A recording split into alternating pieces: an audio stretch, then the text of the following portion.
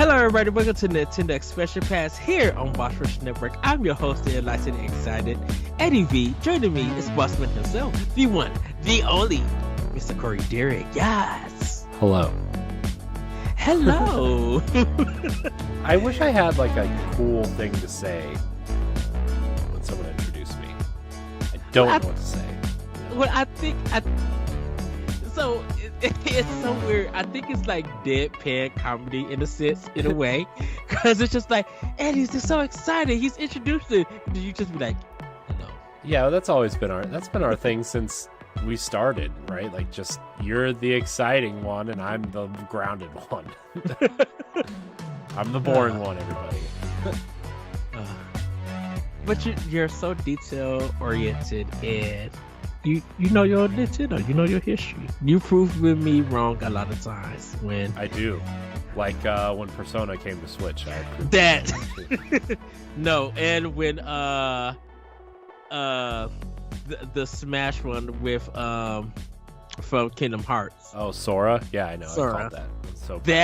I'm so nice. proud of myself. Even though, like, in my brain, I knew that I thought that was just like a pipe dream.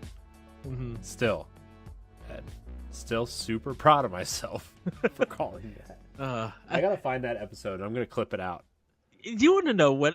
I think I would have to go through all of our Nintendo Power Blocks of how many times that I've been wrong. Oh god, on so many things. Well, so not to like, so somebody from on my Destiny podcast, the Tower Casuals, somebody went through and sent in a list of every nickname I've ever given Josh, because every episode there's like one or two new ones, and he went through and sent in a list of like every single one I've ever said, and this would be like the equivalent of like every time Ed's wrong.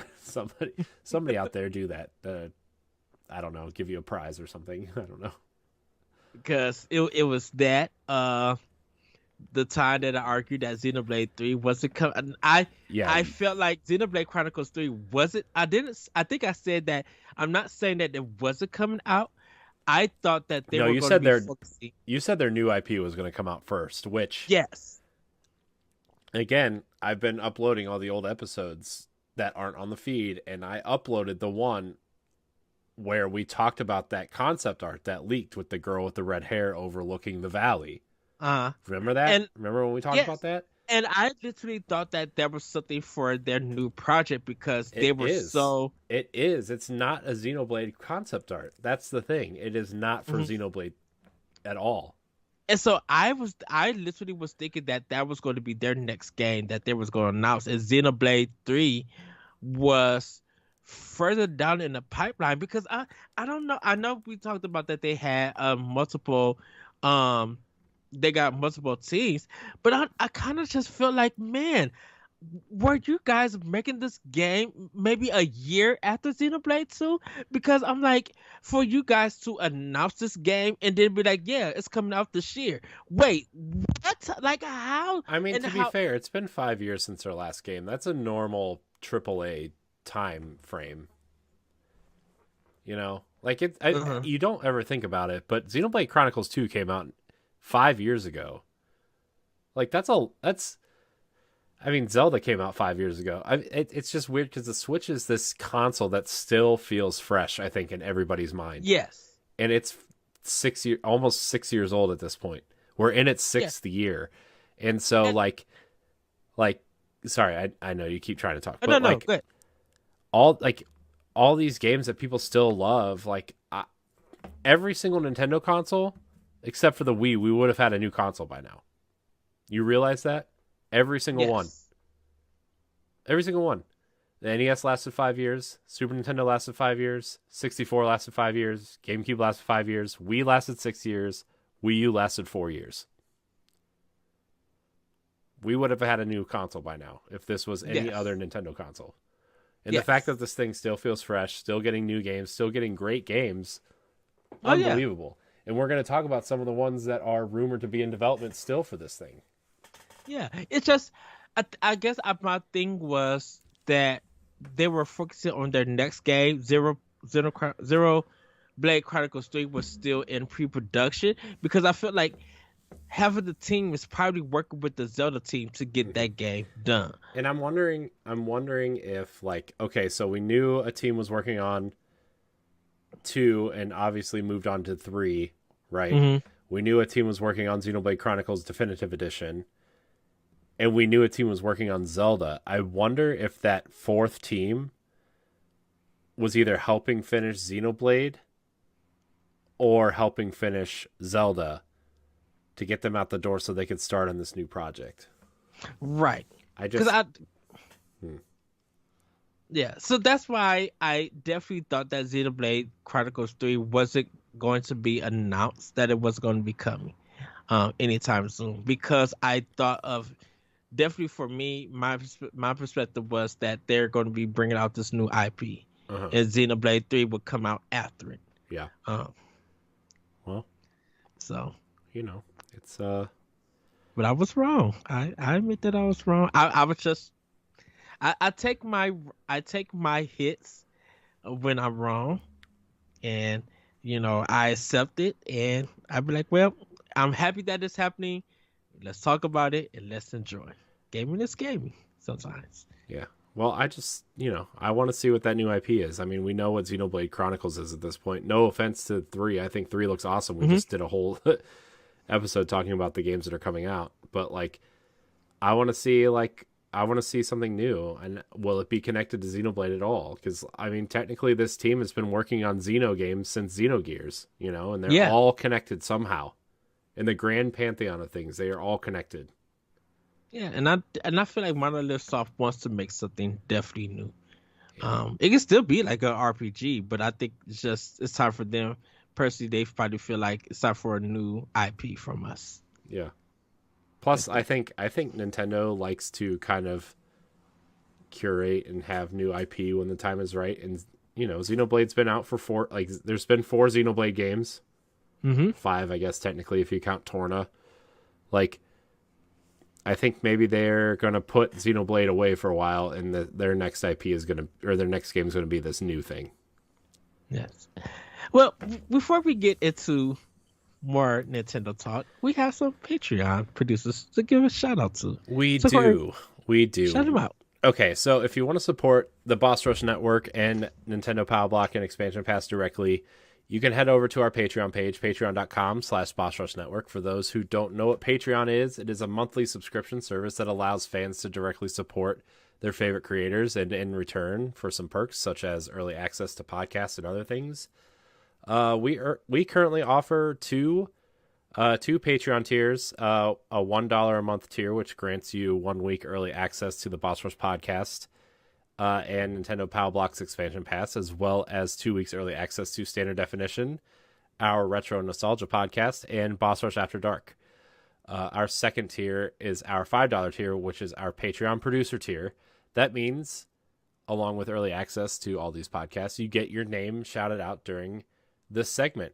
So without further ado, our Patreon producers for this episode are Quentin Jackson, Rebecca Jewell, Adrielle Munger, my wife, Sana Dirrig, and Francisco Santillan. I'm sorry, I'm still butchering your name. I'm still trying to get it right. We are recording on September 10th. So if you subscribe to the $5 tier, we will get you on the next episode we record. But these are the Patreon producers for this recording. I want to thank all of our Patreon producers. I want to thank all of our patrons, current and future. And I want to thank all of our free listeners. Remember, if you listen on iTunes or Spotify, if you're listening to Nintendo Power Block, please leave us a 5-star rating and review. It would really help us out. It helps with discoverability. It helps people find the show. Also, if you're watching this episode on YouTube, please subscribe. Please hit that thumbs up. It also forces the show into the algorithm for discoverability as well. We'd really appreciate it. Yes. So, last episode we didn't get a chance to touch on this topic, but we're going to be talking about rumored games that may be coming to Switch. We talk a lot. So we do talk a lot. We talk a lot, have 15 side tangents that don't have nothing to do with the topic, Right. and but hey, that's the next Future Fest. That's how we record. That's how we do. That's how we podcast. If you haven't noticed that by now, get into it now. Just write it down. Be like, oh, okay. Ed and Corey got a new expansion pass. But let's see what they talk about. Oh, they got a side tangent. Oh, this is another side tangent. Get into it. Just, just enjoy the ride. Listen to the conversation, and also respond to us. We're on Discord, like, or our Twitter accounts. Like, hit us up. Let us know when we get into side tangents. What are your thoughts about what we're talking about? Like, we would love to have your feedback. Yeah. It's we want to know, and I think obviously the best way is to tweet at us at Powblock Podcast or leave a comment on the YouTube video. That's where we're going to see it the most. Feedback is great. Topic ideas are great. That's something I think I'm going to put in a Patreon tier is topics for shows. I think that's something we need to start doing again. Yes. So yeah, if you want to leave us those as well, please come check us out. Yes. So, Corey, Yes. there may be some rumored games in development for Switch. Yeah. So we were going to talk about this the last episode, but we obviously went long like we normally do. There are a bunch of rumored games in development, and I just kind of thought we could talk about it and see where we're at on how real they are, how true they are, and if they're really, coming at this point. I think the big elephant in the room at the moment is the Metroid Prime remake, along with its. It's weird because Jeff Grubb and Tom Henderson have both said that the first game is getting remade, and the other two games are getting an HD treatment. We don't know what that means yet, if they're getting remade, but we know they are all going to be sold separately as opposed to a $60 trilogy, which means they better be doing some good work to this thing. Right. How do you feel about a Metroid Prime remake, Ed, the first one? Because, like, in my opinion, I think the games all still look relatively good. Yes. And then if you look at, like, obviously the Dolphin emulator, which is the, we don't condone piracy, but you should look at the Dolphin emulated version of Metroid Prime 1. At least it looks amazing. Like, with all the oranges and the blues and stuff. And really reminds me of Halo 4, which, we talked about this a lot early on, but obviously a lot of the artists from Retro went to work on Halo 4. But it still looks really good. My only hang up really with the GameCube version of the game is it's not in widescreen, which none of the GameCube games are. Yeah. But it doesn't have a modern control scheme. And if we could just get that camera on that right stick and shoot with the trigger, make so much of a difference. See, I think because I got so accustomed to Metroid Prime on the GameCube, on the way that it was designed control-wise, that I don't know what you could do with a remake besides give a more detailed world, a little bit fleshed out. Yeah, but we can see what a GameCube HD remaster can look like. Like, you look at Twilight Princess HD, for example. Yes. Right? It's not the most amazing looking game, but it still looks really good, right? It looks. I mean, that game came out in 2016 on the Wii U. It came out on what, GameCube in 2005, right? Yeah. 2005 or 2006? 2006.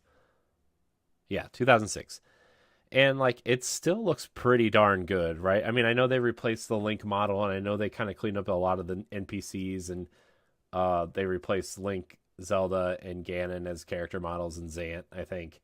But, like, overall, the texture work was great. The game looked like a pretty modern Zelda game for all intents and purposes. Yes. So, I mean, you look at a lot of those GameCube games and Nintendo's arts direction in general, and it's like that's why I think games are timeless, right? Like Luigi's Mansion still looks amazing, Pikmin still looks amazing, Mario Sunshine still looks pretty good, right? Like a lot of those GameCube games still look good, and I don't know if you need a full-on remake of Metroid Prime unless you're like Because looking to really push the limits of Switch to see what an FPS can do.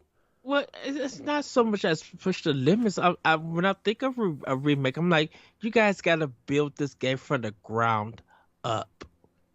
You know, if unless you're HD finding this game, like doing a remaster but putting it under the HD banner, okay, I could understand that you guys are doing something.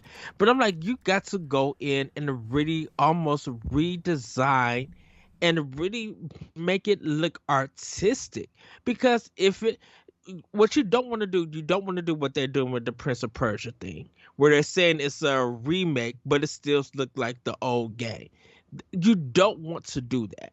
You literally want to be able to go in, design this world that when it starts out, it looks beautiful, but yet there's something beneath it. Like you really got to give it a detailed world.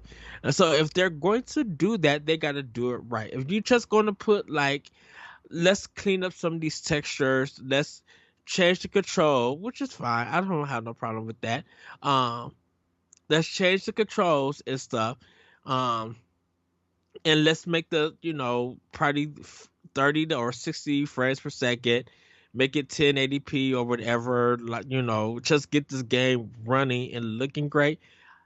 Then I would be fine with that. But if you're gonna remake it, they going to have to really build this game up from the ground up. And I don't know if Retro would be able to do that at that time because of them resetting Metroid Prime 4. And also Nintendo was sneaky because they talked about, I think they said this, I think it was in a report or some story, that Nintendo likes to throw out fake leaks to find out who the leakers are.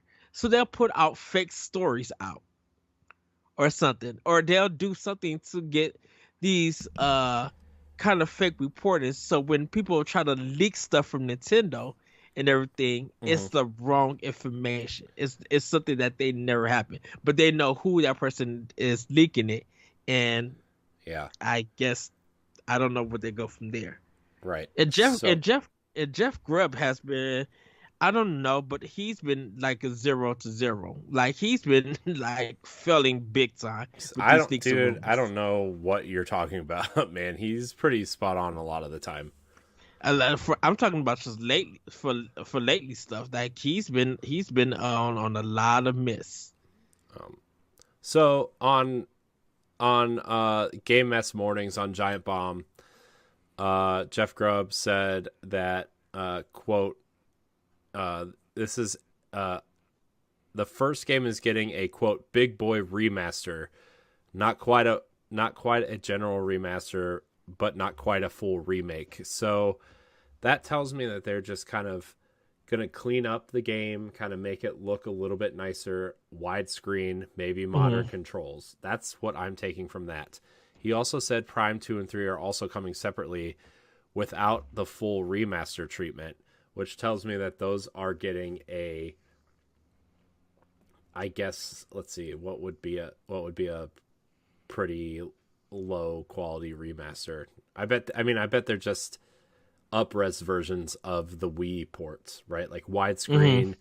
Maybe they're getting controller support, and maybe they change the lighting or something, right? But It's gonna overall, look a little bit cleaner and not have that yeah, Vaseline kind of like lighting to hmm it, brightness. yeah. So I mean, that's fine. Like wouldn't expect that from any of these games. I would just expect I would say maybe a Twilight Princess level of HD remaster for all these, right? Hmm. Not a full on remake like Wind Waker was, right? Like I just I don't know. I don't think these games need a full on remake, like you said. Uh, I think they look great as they are.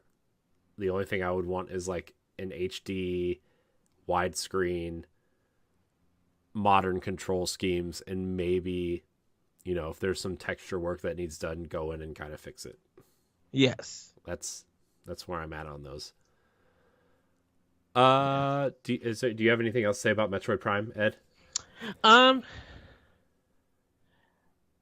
I don't really have much to say, but like if it happens, um, it'll be more of a shock to me. Uh-huh. Because of the focus for retro right now would be Metroid Prime 4. Unless Mm-hmm. Nintendo went with someone else to do it, that would be like, okay, now I see it. But I would still be shocked that I retro mean, isn't doing it. to me, But I'm like, I think if they were doing a full remake, it would be retro.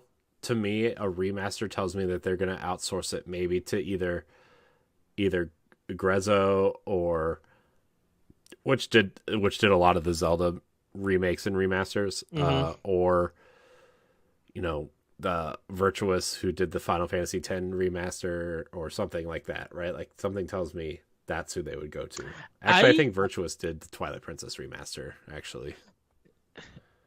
I would be interested to see if Grezzo do it. I think Virtuoso probably can do it with ease. I think they have more experience. Mm-hmm.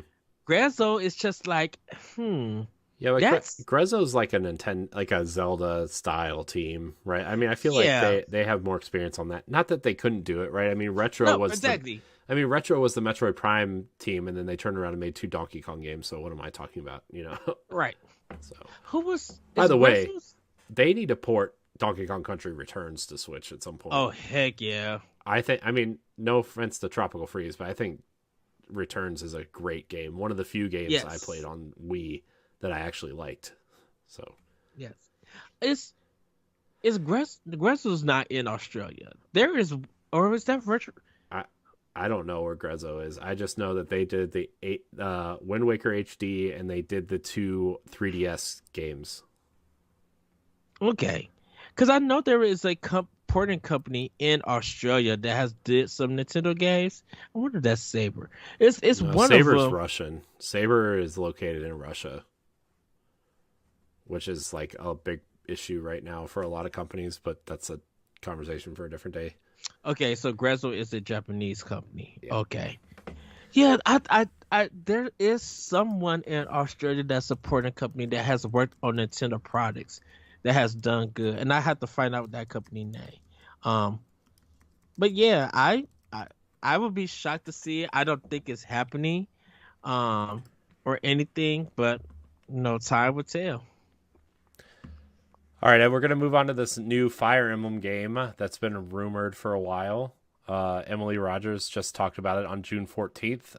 My Nintendo News and Nintendo Everything both kind of reported on this a little bit.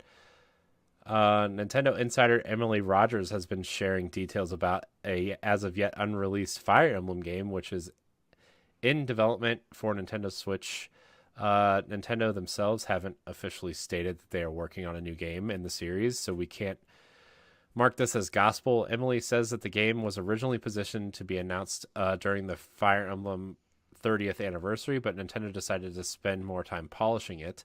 The new Fire Emblem game is in collaboration between 3 game development studios, Intelligent Systems, Koei Tecmo, and Gust, and has a brand new story. By the way, these are the 3 teams that worked on 3 Houses, so I expect this game to be nothing less than great.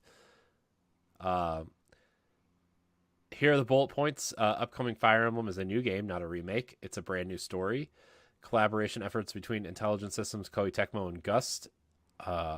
Gust heavily assisted on the visuals and graphics. Graphics are an improvement over 3 Houses, which is good news because that game looked pretty good.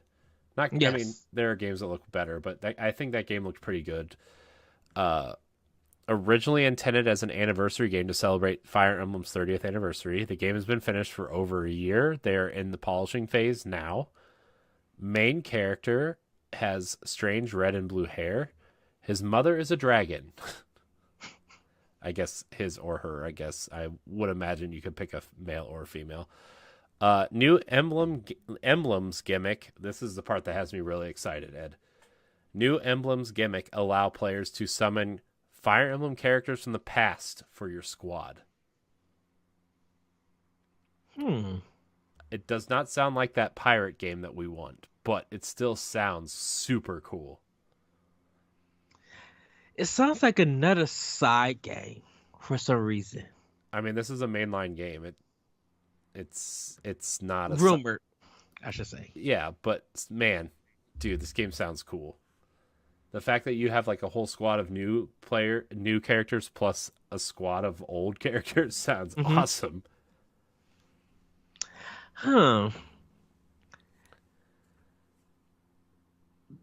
This is a possibility of happening because Emily Rogers have been on a good roll. I think she's been more believable than Jeff Grubb to me personally, with some things. So I could That's see fair. this. She's usually pretty on top of things, especially when it comes to Nintendo, right? Yeah, I could see this happening. I would be. I don't know. Yeah, I could see this happening. It sounds weird that they would bring some kind of that element into the story because now. But I think Fire Emblem is popular enough now though to where people are nostalgic for those older games, and if there's some way to bring that nostalgia into a current game, I think that's smart. You know? Well, I think it's because of having Gus and Koei Tecmo now involved in the series. I think now it's become like how are they like? It's kind of almost like the Mercury system thing Mercury thing with Metroid, in a sense that if we're doing 2D games, give it to them because they know what they're doing. And I don't know, do you feel like Koei Tecmo and Gus is now like part of the Fire Emblem universe with Intelligent System? I mean, I think Intelligent Systems is more of a delegator type company because like Intelligent Systems didn't start out as a developer. They started out as creating engines for Nintendo games, right? That was their whole thing. Yes. And then they made Paper Mario and started Fire Emblem, right? Like, I mean, that's their thing. And so like they didn't, I know their name is on the last Fire Emblem game, but they didn't straight up make the last one. Gust and Koei Tecmo did. Which I think that is to find out that Koei Tecmo helped with Three Houses, but we didn't know that until after it came out. Exactly. That's what I mean. So and I don't know if that was just a neglect on our part as enthusiasts, or if Nintendo kept that a secret for a while. I think they kept that as a secret because I'm like, hold on, Koei Tecmo, you guys are part of the Musu games. Like, well, that's Omega Force. That's their other division, though. Well, yeah, but when we think of Koei Tecmo, we kind of think of them when it comes to the word games. Because the only game that we actually got from Team Ninja was Metroid Other M for Nintendo. We haven't got anything else from Team Ninja.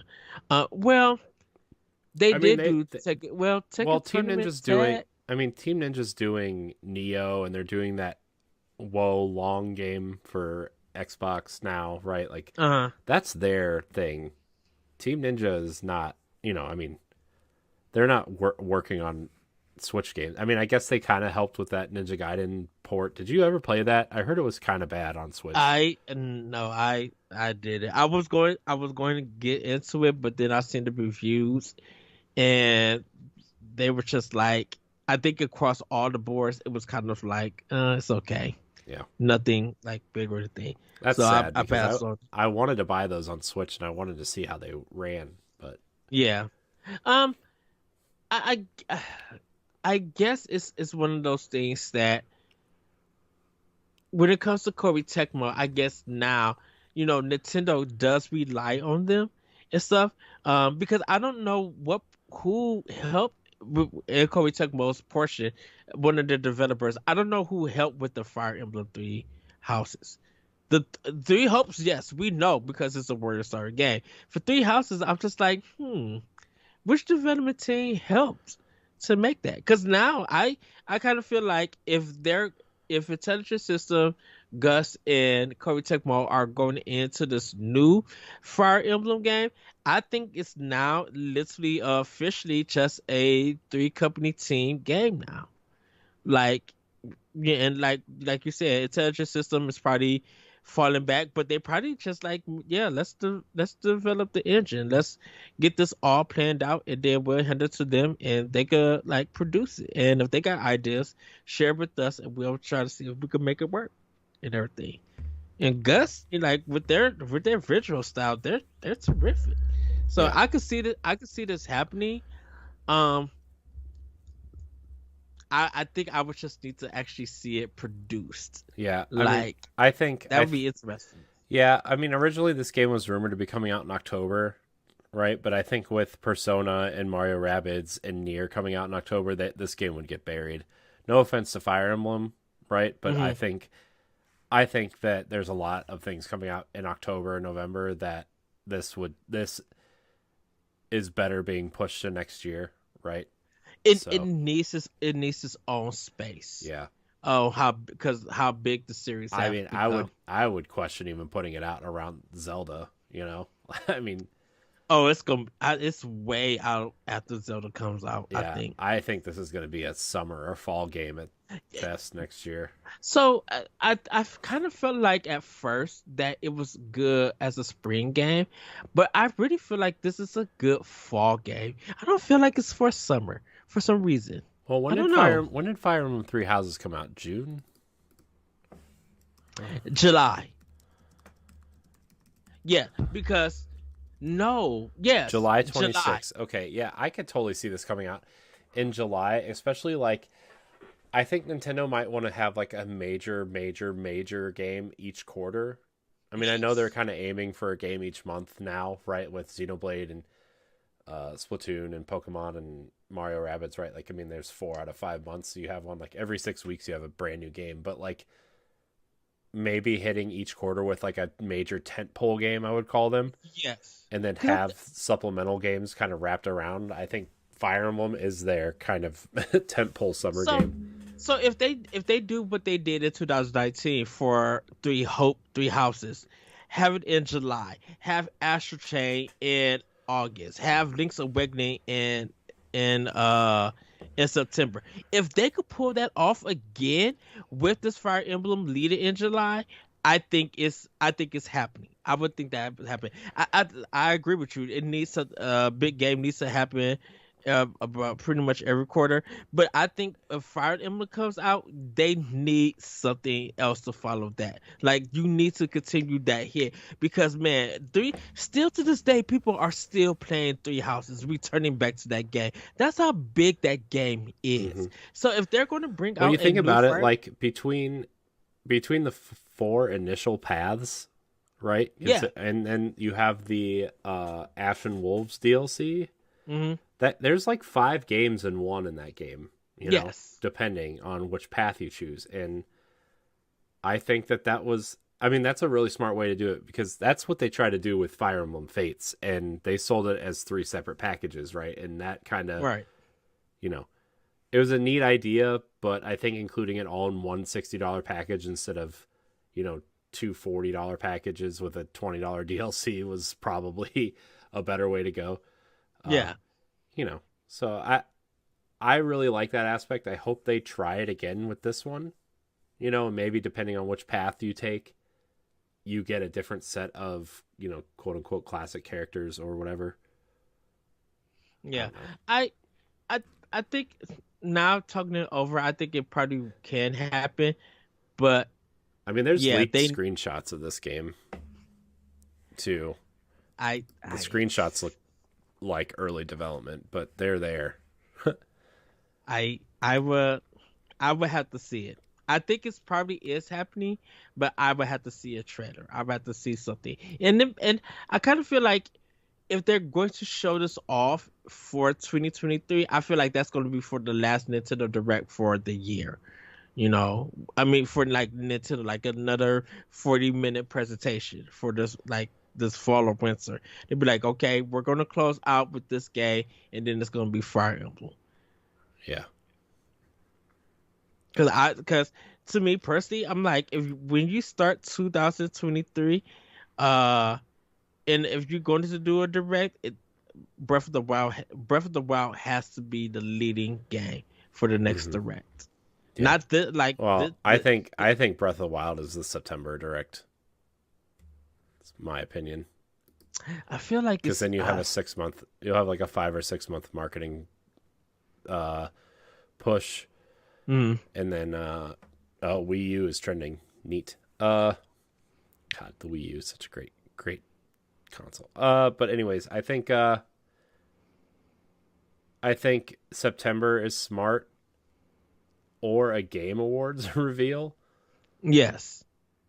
I mean, I think we're just assuming that Zelda's coming out in March. I don't know if it.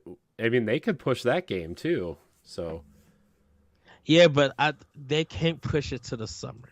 well, I mean, we'll see. I'm sure we'll do a couple more expansion passes on Zelda. I'm not going to sit here Yeah. and talk about that when we have a couple. Well, we are going to talk about Zelda, but not this one. Uh, the third game I kind of want to talk about is that Donkey Kong rumored game that we kind of hit Uh-huh. on Nintendo Power Block a couple weeks ago. Yes. It's a supposedly a 3D Donkey Kong game made by the Super Mario Odyssey team. There's not much else known about it except for that they're making one. Um, I, did you think that? Hmm. I kind of figured, does Donkey Kong need to return back to 3D? I think that's the bigger question for me. I mean, I don't know. I mean, what was the last 3D Donkey Kong game we got? 64? Was that the last 3D game? That was the one and only 60 only game that we got in 3D. I mean, I just think that there's this weird notion that AAA games need to be 3D games, and I think some of the best platformers right out there right now, besides, you know, the Mario games, are the 2D Donkey Kong games. Like we just talked about a little bit ago, like they should totally remaster and HDFI Donkey Kong Country Returns Yeah. for Switch, and Tropical Freeze was a joy to play. Hard, but really fun. Yes. And I don't know if it needs to come back in 3D, but it looks like it is. And if anybody's going to do it right, it's probably the Odyssey team. Pretty much. I mean, they already got the blueprint. Like Mario Odyssey is, regardless of if you don't think it's a 10/10, I'm like, the level design, the creativity that's in that game, that is the blueprint that could go for a Donkey Kong. And I'm not saying it should be like kind of like a palette swap or anything. Mm-hmm. I think they will really think about, okay, we got him in 3D. What is he going to be doing new? What is going to be his movesets? How are we going to do these lands? Is it going to be closer to Super Mario Odyssey, or like everything is done in that one land, or are we going to treat this like Super Mario Sunshine and break it up in different levels on this Mm-hmm. one island? And I think they're probably been figuring out what they're going to do and testing stuff, because you really can add like literally more characters to this game Mm-hmm. for the like you Well, pretty much got a good set. yeah, I Just mean, gotta you think pull of it the off. characters that you would probably use for this game, right? I mean, you would probably use Donkey Kong, Diddy Kong, and Dixie, right? Those are the three kind Yes. of ideal characters. I mean, if you want to throw Cranky Kong in there, I guess you could. If you want to throw, I don't know, someone else in there, like I don't think Funky Kong would be a playable character. I think he was just a fun way to have, you know, people ease into this game, Tropical Freeze. But uh, I don't know. Do you bring back the DK64 characters? Do you add a new character? Do you add what was the playable character in Donkey Kong Country 3? What was that character that you played with Uh Dixie, the baby Kong or whatever? oh shoot. I didn't play Donkey Kong Country 3. So, I mean, I guess you could do that, but I'm pretty sure like the three characters would be Donkey Kong, Diddy Kong, and Dixie Kong, and you Yes. use maybe their special abilities to like get to specific places, or you know, I don't know if you would swap in and out. I don't know if you would just choose a character before you jump into this area or whatever, but like Straight Super Mario Brothers 2. I mean, I yeah. mean, I pretty much. I just don't know. I don't think we need a 3D Donkey Kong game. I would love another 2D Donkey Kong game. I think that I mean, I've always said I'm not a 3D platforming guy, right? Like I think the closest thing to 3D platforming I will ever love is Super Mario 3D World. Yes. I just think 2D platforming is way Now, see, better. I think that will work for Donkey Kong. What, a Mario's 3D World type game? Yes. You're moving in 3D space, but you still have your traditional levels. I could see that working. Especially if you wanted to use different characters, I guess I could totally see that. Yeah. Yeah, I mean, you're kind of doing that in Donkey Kong, the new 2D games anyway, Uh-huh. right? I mean, you're not moving in 3D space, but you can kind of see the translation there. Yes. I don't know. Well, I don't know. I'm trying to find an article here that we could kind of read. I have the comicbook.com article open, but I don't really use them as a source. They're kind of really hit or miss a lot of the time. More misses than hits. I'm really shocked that they've been doing a lot of gaming stuff. Yeah, I mean, like news articles. I just think it's to obviously get clicks, because no offense to comic books, but like that hobby is so niche at this point that, like, how are you going to run a full website just talking about comic books? Yes.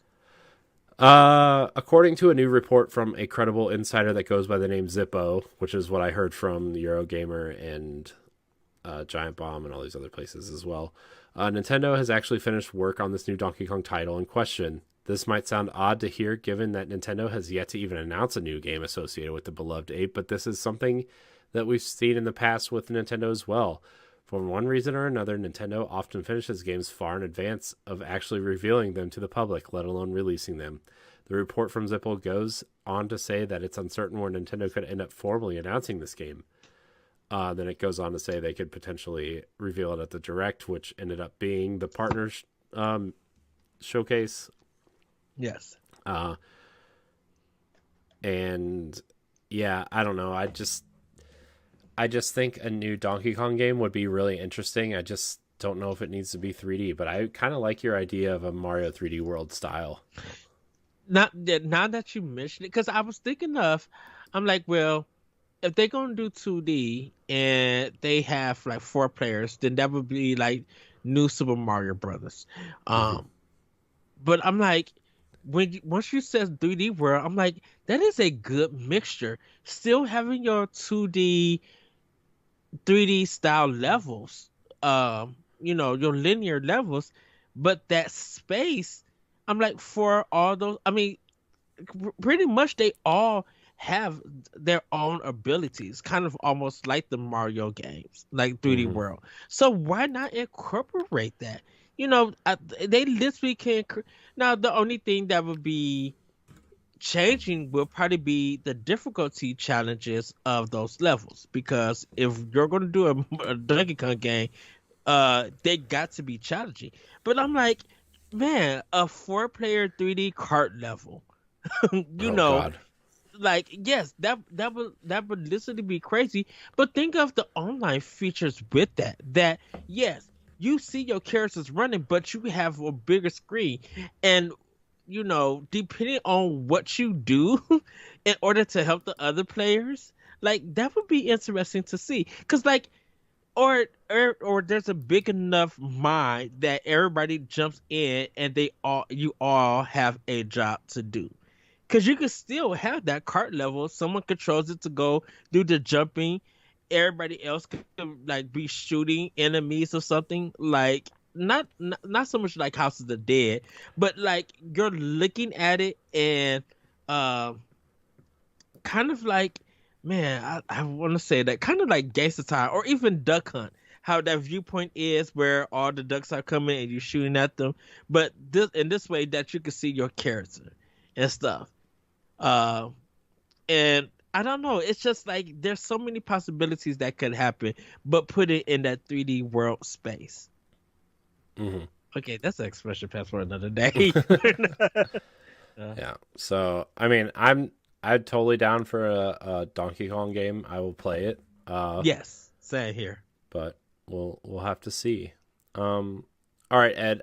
The second to last thing I want to talk about is there's been a few rumors floating around that Nintendo and Bandai Namco are working on a remaster of some sort of game from Nintendo's past. We don't know what it is. A lot of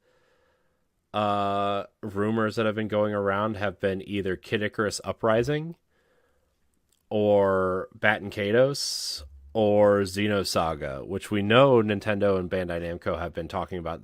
We're talking about Xenosaga at one point, and then those conversations stopped. Mm-hmm.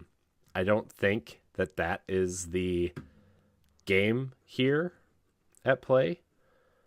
I think out of the other two games, either Batten Kaitos or Kid Icarus Uprising, what would you feel about a Kid Icarus update? No. I didn't say it's not a yes or no question. I need more than a no. Oh. No, I said no because I thought she was gonna be like, really, Ed? I thought she was gonna say something. I mean, think because I didn't play Uprising, so like I don't me neither. care either way, but I know that some people have been pointing to that, and I know that Bandai Namco helped out with that with Sakurai's team Sora. So I don't know. I think Sakurai is doing something else, so he wanted to do something else, and I think Bandai Namco is going to be involved. Mm-hmm. I just don't think it's going to be Uprising. I think that game, that's something for Grezzo and them to do, to fix and bring out. I think Battine Kaitos would be a better choice. I know we spoke about it, and I know I said that it's so niche that a lot of people didn't get to play it. Mm-hmm. I think with the good relationship now that JRPGs have been on Switch and with Nintendo and Bandai Namco, I would get that game out because more people, I think, will be willing to notice this game and give it a try. Because if they don't bring it out, then this is going to lead to the GameCube speculation. Mm-hmm. Be like, oh, okay, GameCube, if it gets announced for Switch Online, people are going to be like, okay, these are the games that need to be on it. Where's Batten Kaitos? Mm-hmm. Because if it's another game that hits that GameCube Online, and people are just like, what is this? They're going to jump on and play it, and Bandai is going to miss out on some good money. Mm-hmm. So I think I'm literally thinking it's that. It's something that you got two games with. People are saying, Switch is the JRPG system of choice. So why not put some games that people miss and make it feel fresh and new? I think more people will get into this game because people be like, yeah, I heard of that game, but I never got a chance to play. And I think people are willing to play GameCube games on Switch and they're ready to buy it. Just look at how people want Twilight Princess and Wind Waker to come. Mm-hmm.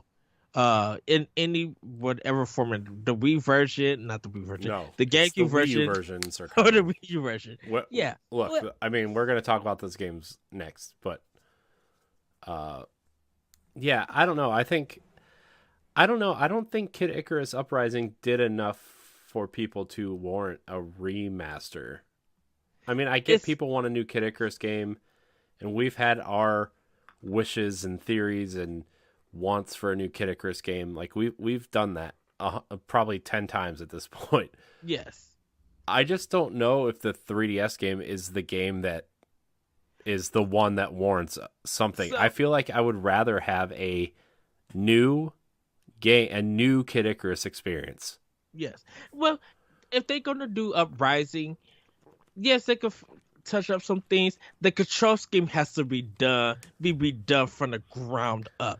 Yeah. That was too complicated for a control system for 3DS. Mm-hmm. And so if you're going to put it on Switch, where you actually now have a controller that isn't on the system, I mean the Joy-Cons, but like the Pro controller, there's a lot of stuff that could be remapped and redone Hmm. for this game, and I think more people would jump in to play it. Hey, if that Metroid game that came, what was it? Federation Force. Federation Force. A Federation Force came to Switch right now with some remap stuff. Oh, people will enjoy I that game. I'm telling you, I think with the popularity of games as a service Hmm. and the Switch being so popular, I actually feel like a some sort of Federation Force sequel, not the original one, because like it was a cool idea, but it needed a lot of work. Like some sort of sequel, especially now that we know that Metroid Prime 4 is coming. We got a great 2D Yes. Metroid. You know, the remaster of one is supposedly on the way. I think Federation Force would a Federation Force style game would thrive on Switch right now. It would get what happens with that is that the interest would be there. Be like, what the world? This is Hmm. coming. I'm going to buy it because I want to see how this comes out. Because people expect it to fail and laugh at it, Hmm. but Nintendo's laughing at the bank. If they could get you to get enough interest where people are going to say, I'm going to buy it, and they show that they're going to buy, Hmm. it doesn't matter if the quality is good or bad. They did enough to get you to buy Hmm. their game. The They don't pro care if you trade it or. Oh, go ahead. Oh, I was just gonna say the problem is like I'm so into Destiny that like I would want this game to be more on the level of a Destiny with like raids and strikes and an economy that you can kind of Hmm. grind for and stuff. And I know Nintendo would never put that much effort into one video Well, game. true. But I think if they were able to hire a developer who is known to do something like that and can make it Hmm. really like a Metroid game and like feel it and everything, because I think they'll go back and play for the Retro Force and be like, okay, you guys have some good ideas, but at the time, you guys didn't. The games as a service thing wasn't your ordeal, Hmm. and we know it. So let's work as a team to get this done. You know, And they put it up. Oh, go ahead. oh, I was gonna say, you know who I thought of would actually be great at a not only this but a Kid Icarus game as well. Who? Ubisoft. I mean, you look at Immortals: Phoenix Rising. That's essentially like Hmm. what I would want out of a Kid Icarus experience, right? This open world kind of Yes. fantastical Greek uh experience, and it's basically like Assassin's Creed, but in this fantastical world, right? Uh, and if you're gonna make a Metroid Prime Federation Force, Massive is making the Division.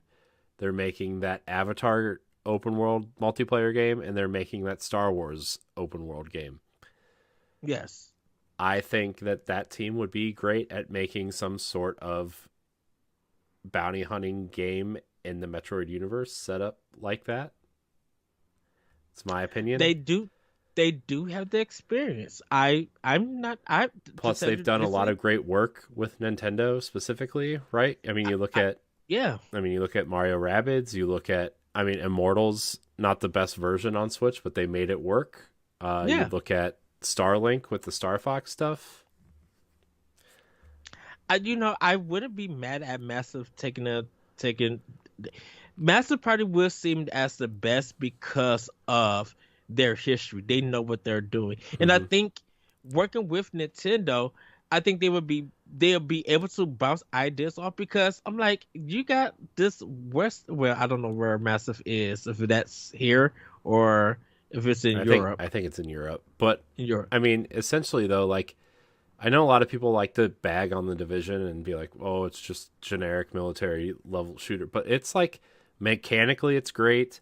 yeah, I think the second one really improved on the loot system. I think the yes, kind of taking over points and leveling up really did I think the Division and the Division 2 are great games to play.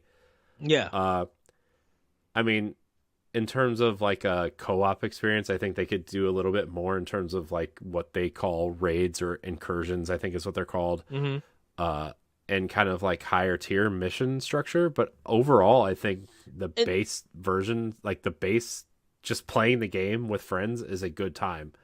yeah, And and Nintendo being an Eastern company, they don't know first person shooters. They don't know games as a service and stuff mhm, like that. Like, all the other companies are doing. Yeah. Bungie is the leading company for games as a service because they have worked with first person shooters like with Halo. Hmm. But Destiny took a time to get to where it was at, and they had to I mean, refine some stuff. Destiny's the best it's ever been right now, and Yeah, it took them 6.5 years to make it what it is now, right? I mean, yeah, Destiny's always been good. What mechanically, it's always been good, but I would say it took them at least 5 years to get them to a point where Destiny would be considered great, and I would say hmm it took them even longer to get them to being a top tier.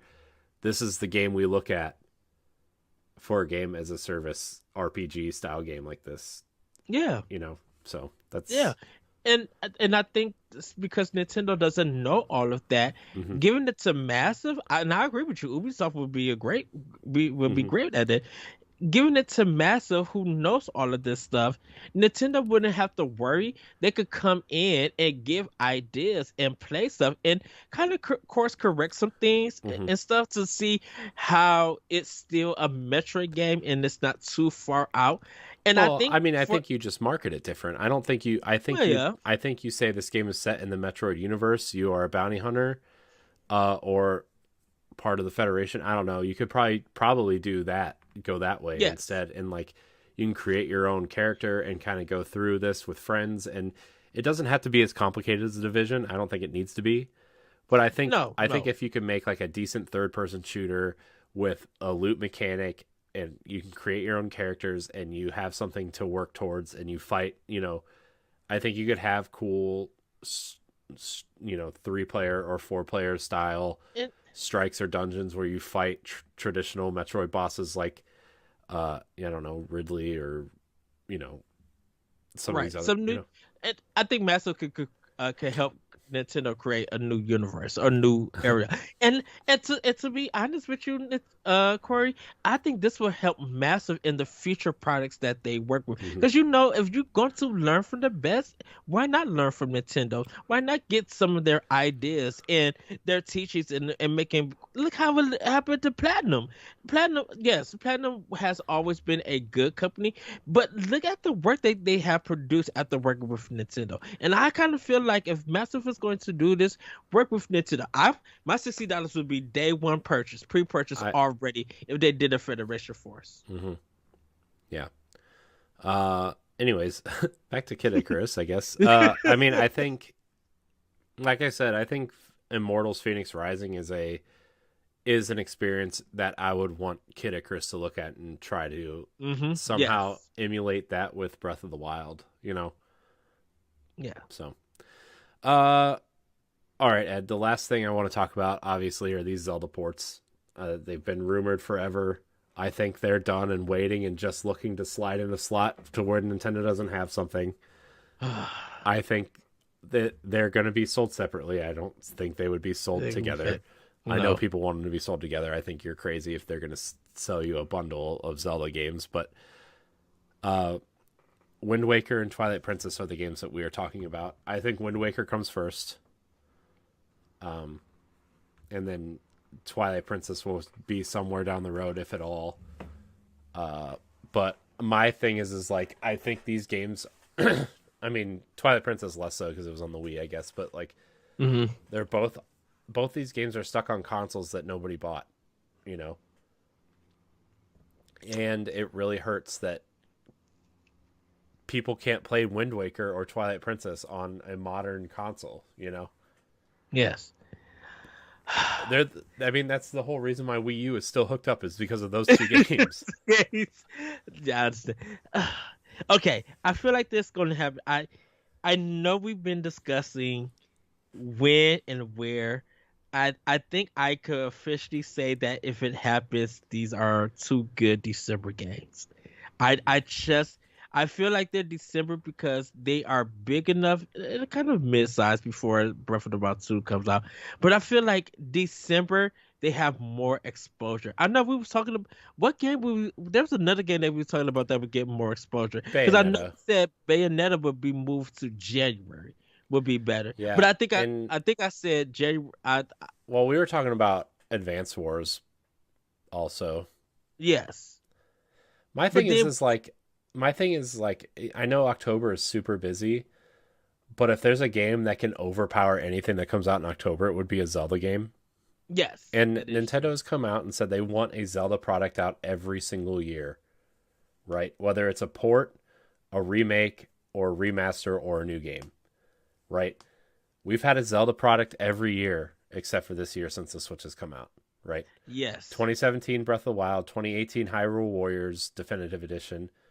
2018 was what, Link's Awakening? 2019 was Link's Awakening. What was 2018? What came out in 2018? Hold on. Oh, Hyrule Warriors came out in 2018. 2019 was Link's Awakening. 2020 was Age of Calamity. 2021 was Skyward Sword. 2022 Yeah. is what? Was I know supposed it's to be Breath of the Wild 2, but right. because it got delayed, I know, that's what I'm saying. Breath of the Wild 2 got delayed, so what do you put in place of it? One that of these Wind Waker. ports would be the easiest thing to do. And we still have, supposedly, I mean, we have 6 months left in the year, right? It's only July. Yes. We have to get some sort of major direct sometime in You the think? next month or two.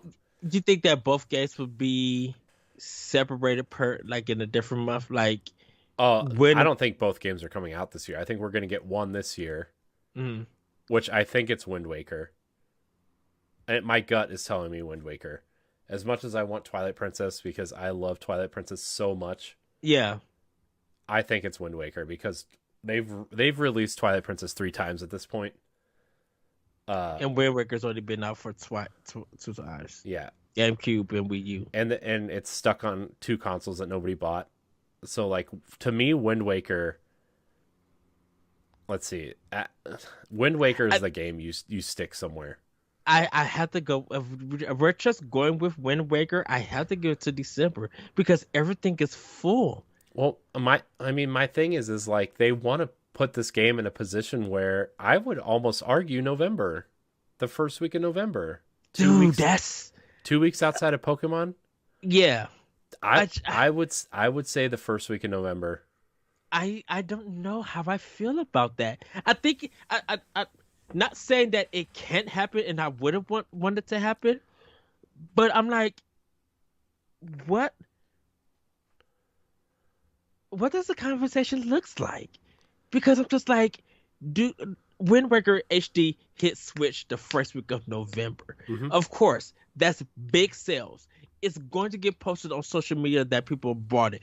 It's going to, if they got collector items or amiibo or a controller or accessories, whatever, that's going to be the focus that everybody's going to go on. And it's just like, do you do that before God of War? Mm-hmm. And I'm not trying to knock it or anything. I think Nintendo right now is so big, you can put a Wind Waker out against God of War, and it's still going to sell 5 million units within the first 2 months. It'd be more complimentary, definitely.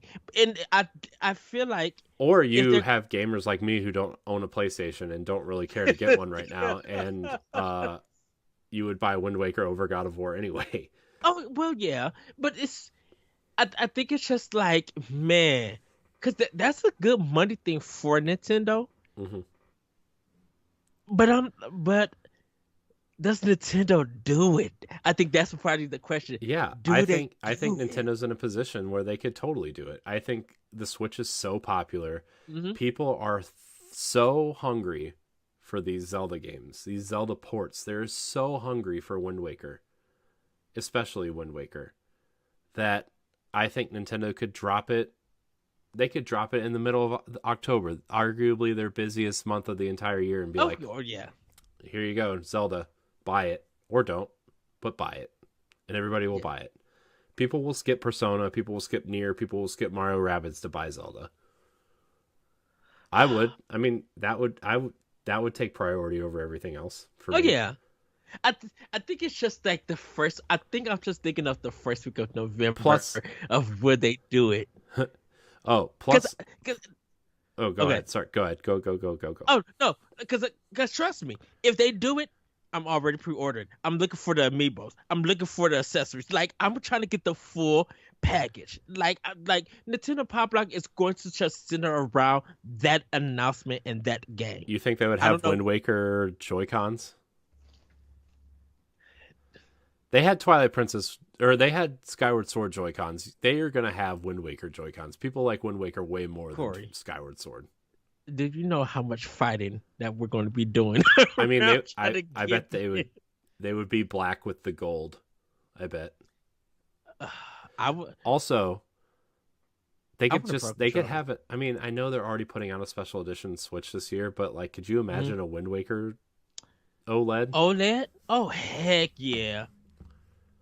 Man, that would be super cool. I would think about trading mine in for one, or just buying one straight up. Well, I'm like, I would buy one to be like, well, I need a travel version of the OLED.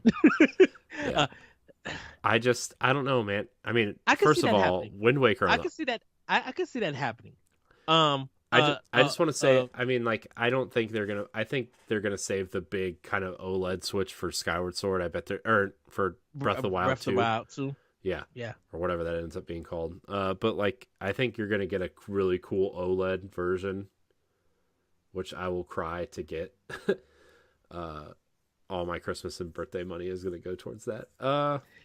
Dude, just think about it. So it's white with all the Zelda thing, Zelda, and it just has that gold triangle in the middle, like, Well, or I have some gold or some red on it or something. I would almost think it would be like white with that blue color that they use to promote Breath of the Wild with. Ooh, Like some sort of like cool blue design or whatever, and yeah. then you have like the gold kind of trim or whatever.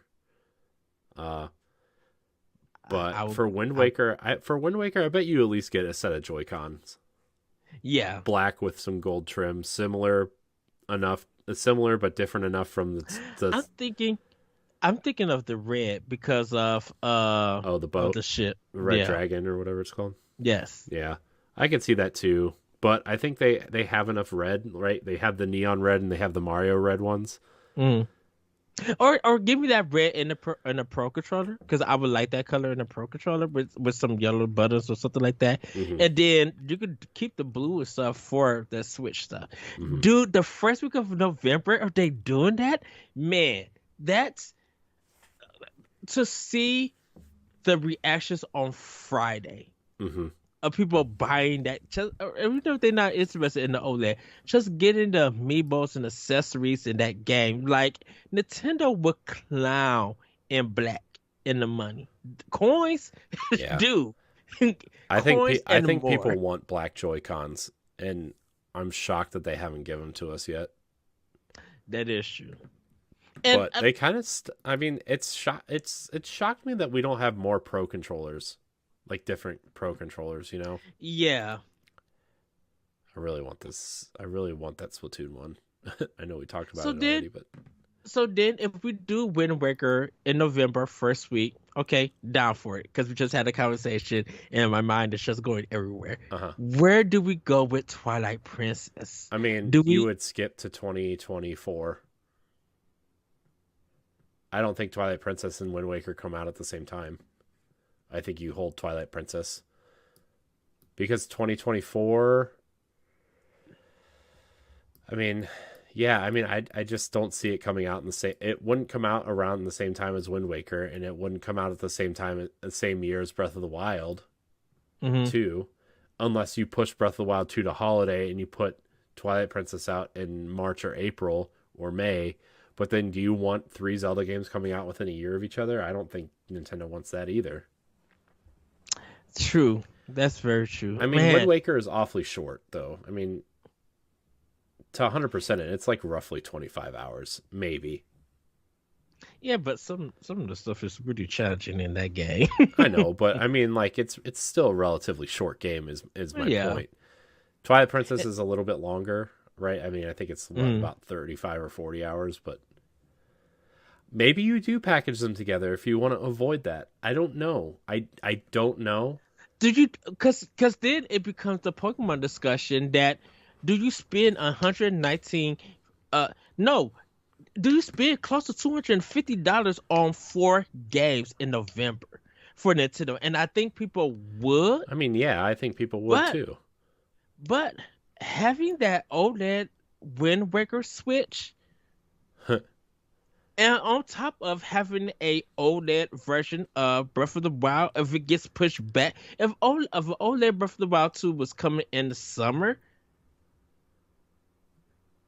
now dude, now it OLED Breath of the Wild 2 hits June. Fine with that.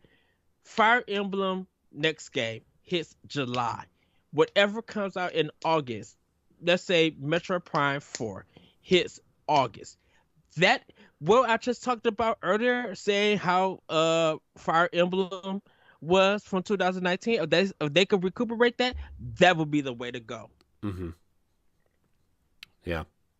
No, Because you literally could hold people over. Hit us with Wind Waker in November. You could literally do Twilight Princess in March. Because guess what? If we still talking about Bayonetta 3 getting pushed to January, fine. If Advance Wars get pushed to February, fine. Twilight Princess in March, dude, that's a strong spring lineup, winter/spring lineup. And then all we got to figure out is what's dropping in April, what's dropping in May. yeah. And if we believe that Metroid Prime remake is happening or remaster is happening, and it drops in April, dude, that would literally be a most bunkers yet straight up good lineup if that happens. You end 2022 with one of the hottest and strongest lineups, and then you start 2023 with another banger of lineup. Dude, that's crazy. Yeah. Yeah.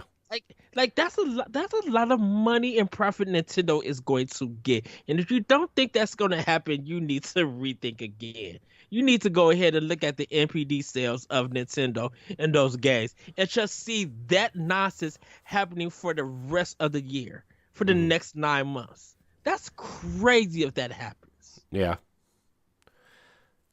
Yeah, I mean, I think I don't know. I think we're getting into the point where it's going to be just too crowded.